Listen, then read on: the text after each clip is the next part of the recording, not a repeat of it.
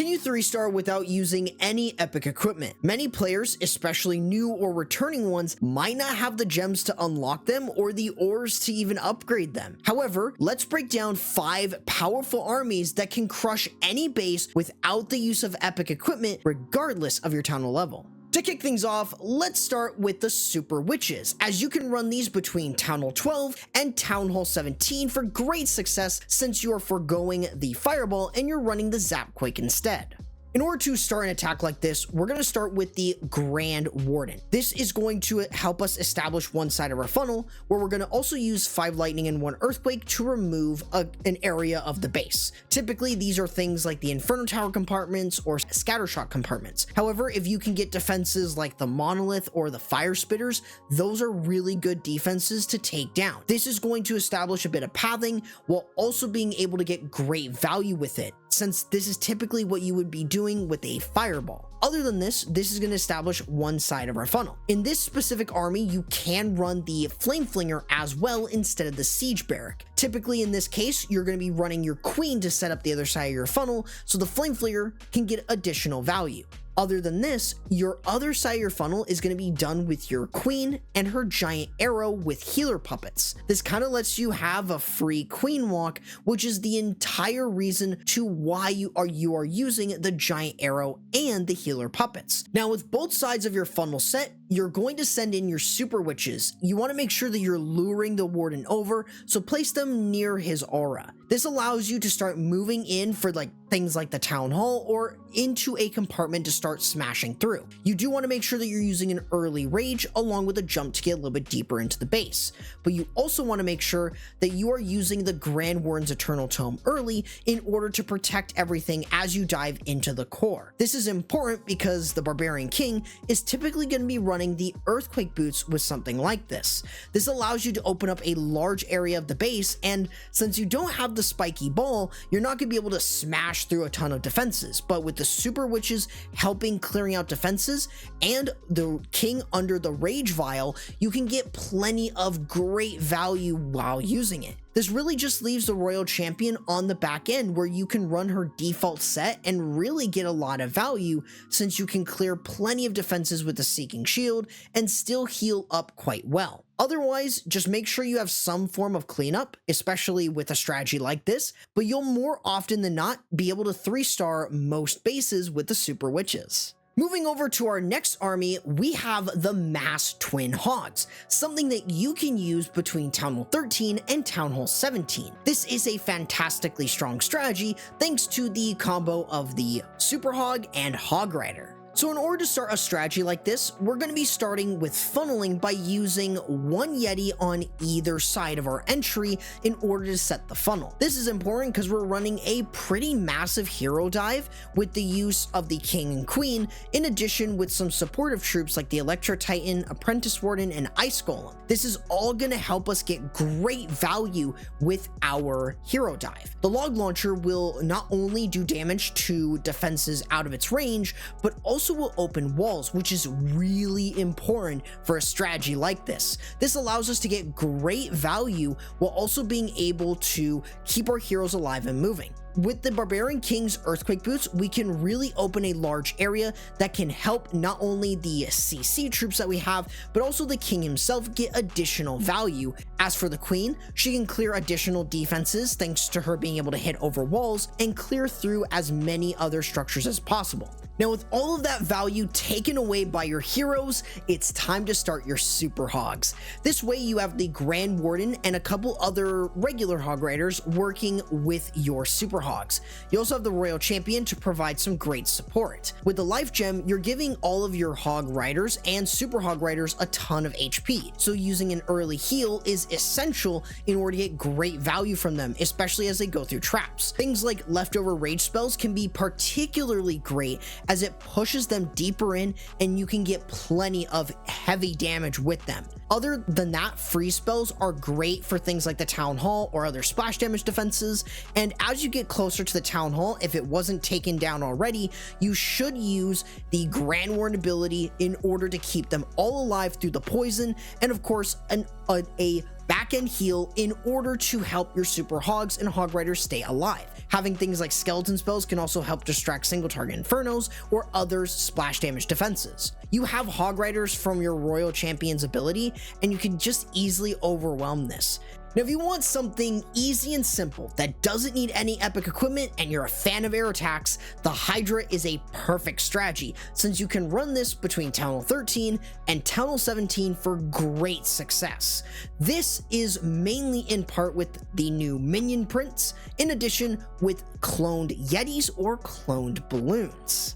So in order to start a strategy like this, you're going to be running the queen with her giant arrow to snipe off either 1 to 2 air defenses or even air sweepers in the process. This is going to establish one side of your funnel since you can use your queen with a mini queen walk with her healer puppets. Other than this, you're going to be running the Barbarian King on the other side in order to set up the funnel from there. Typically, he's going to be running the Rage Vial with the Vamp Stash, as this is not only going to keep him alive, but it's going to allow you to get great value from him in terms of funneling, especially since you lack the use of the Spiky Ball to snipe off any other defenses. So with your Barbarian King and Archer Queen continuing to funnel, you've got your dragons, balloons, and dragon riders to move in, of course, with the minion prince and the warden. You should use an early Grand Warden ability to push the blimp into the base, so that way you can keep all of your dragons alive and your balloons to power through. But with the blimp, you've got 3 clone spells with either Yetis or balloons to get massive value around the core, which is really going to help as you move around, and having the minion prints at your disposal can really help as well. Any other spells like free spells are perfect in order to stop things like air defenses, but with the minion prints you have that frost, and that can slow down key defenses or air defenses a ton, which really does help this strategy. As long as you have great funneling, this strategy you really cannot stop since the dragons are going to easily overwhelm it. Another strategy that can work pretty darn well is actually the Root Rider spam attack. This is an attack that is mainly used between Town Hall 15 to Town Hall 17, but can actually still work despite all the nerfs that Root Riders and Valkyries got over this past year. So in order to start off an attack like this, you're going to be running the queen on one side. Using a couple super barbarians can also help create the funnel, but the idea here is to use the queen to establish one part of your funnel. This also lets you use the siege barrack along with a couple super barbarians to clear the other side of your funnel, which is going to allow you to start moving in with your main Root Rider spam.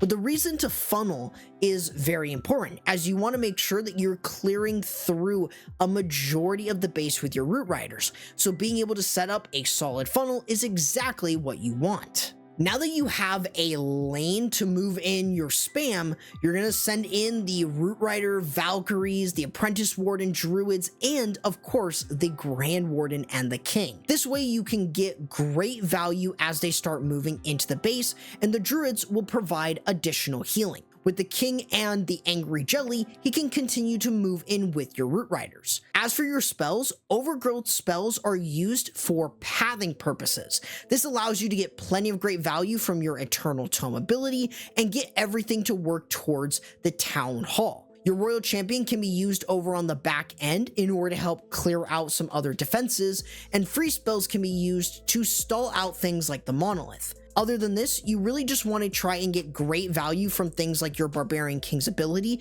getting great damage with the Earthquake Boots, while your Royal Champion is clearing out other defenses over on the back end. This really lets you keep a large chunk of movement through the base while also having your Royal Champion, and of course, you can always get some of your heroes back by using revive spells. This allows you to get your Barbarian King back, maybe the Grand Warden back, but other than this, you're really going to be able to clear through a lot of bases with this. And finally, we get to one of my favorite attacks, the Titan Smash that Synchronic used to win worlds. But I didn't realize you don't need any epic equipment for something like this, and this works between Town Hall 14 and Town Hall 17. This is great because Electro Titans are really dang strong. Now, for a strategy like this, all you really need to do is funnel. You're going to use the golem and the queen on one side with a couple super barbarians, really to help cut out one side of the base. And on the other side, you're running the siege barrack with a couple super barbarians, of course, in order to cut that side off. This allows you to get plenty of great value in the process. The entire point here is just to make sure you have a clear lane to work your Electro Titans into the base, and why not perfectly then moving right the way through the town hall, whether there is a bomb or not.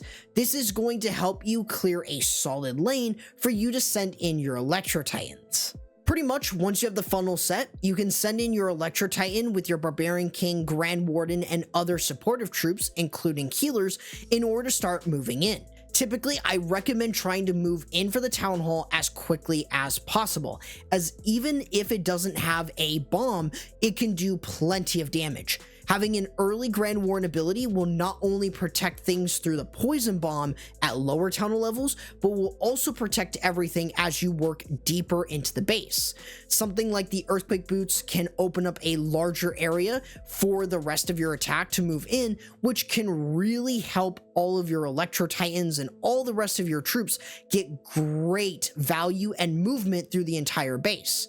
This also lets you use things like the skeleton spells in order to distract things like the ricochet cannons or other point defenses. This allows you to use that royal champion over on the back end while the Electro Titans are just moving around. And if you have any Yetis that can move in with them, that is even better. Other than this, this is an absolutely overkill of a strategy, as it lets you really run rampant with the Hog and Haste Vial combo of the royal champion, while also getting great damage with the Electro Titans as you work all around. Now, these are just some of the armies that you can run without using any epic equipment.